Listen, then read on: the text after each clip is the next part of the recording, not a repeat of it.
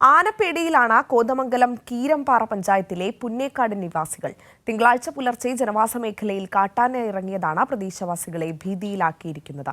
100ഓളം പേർ താമസിക്കുന്ന പ്രദേശത്തെത്തിയ കാട്ടാന കൃഷി ഉൾപ്പെടെ നശിപ്പിച്ചിട്ടുണ്ട്. തിങ്കളാഴ്ച പുലർച്ചെ 3:45 ജനവാസ മേഖലയിലേക്കുള്ള കാട്ടാനയുടെ വരവ്. കോതമംഗലം കീരമ്പാറ പഞ്ചായത്തിലെ 2ാം വാർഡിൽ ഉൾപ്പെട്ട കൃഷ്ണപുരം കോളനി ഭാഗത്താണ് കാട്ടാന എത്തിയത്. വീട്ടുപറമ്പിൽ ആന കറങ്ങി നടക്കുന്നതിന്റെ CCTV ദൃശ്യങ്ങൾ പുറത്തു വന്നിരുന്നു.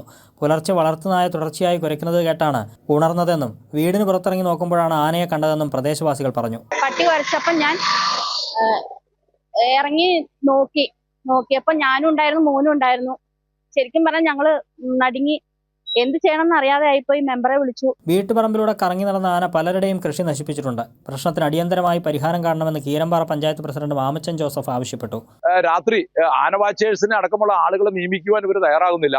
അതുപോലെ തന്നെ നമുക്കറിയാം, കാടുവെട്ട്, നമ്മൾ വിസ്തവെട്ടിലും കാടുവെട്ടിലും ലൈറ്റ് ഇടലും ഒക്കെ പഞ്ചായത്തിന്റെ ഉത്തരവാദിത്തമായിട്ട് മാറുന്ന രീതിയിലേക്ക് കാര്യങ്ങൾ പോവുകയാണ്. പഞ്ചായത്തിന് ഞങ്ങൾക്ക് പരിമിതമായിട്ടുള്ള പണ്ടുള്ള പഞ്ചായത്തിന് നമുക്ക് ചെയ്യാൻ സാധിക്കില്ല. പക്ഷേ ഞങ്ങൾ പറയുന്നത് ഇതിന് ഒരു ശാശ്വത പരിഹാരം നമ്മൾ വനംവകുപ്പ് അടിയന്തരമായിട്ട് കണ്ടെത്തണം. രാത്രിയിൽ ഉൾപ്പെടെ നിരീക്ഷണം ശക്തമാക്കുമെന്നും ആനകളെ കാട്ടിലേക്ക് തുരത്താനുള്ള നടപടികൾ സ്വീകരിച്ചു വരികയാണെന്നും Thattekad section forest officer CS Divakaran അറിയിച്ചു. 2 ദിവസമായിട്ട് രാത്രിയിൽ ജീവനക്കാരെ വെച്ച് വാച്ചർമാരും സ്റ്റാഫുകളെയും വെച്ച് ആനകളെ തുരത്തി ഉൾക്കാട്ടിലേക്ക് വിട്ടുകൊണ്ടിരുന്നു.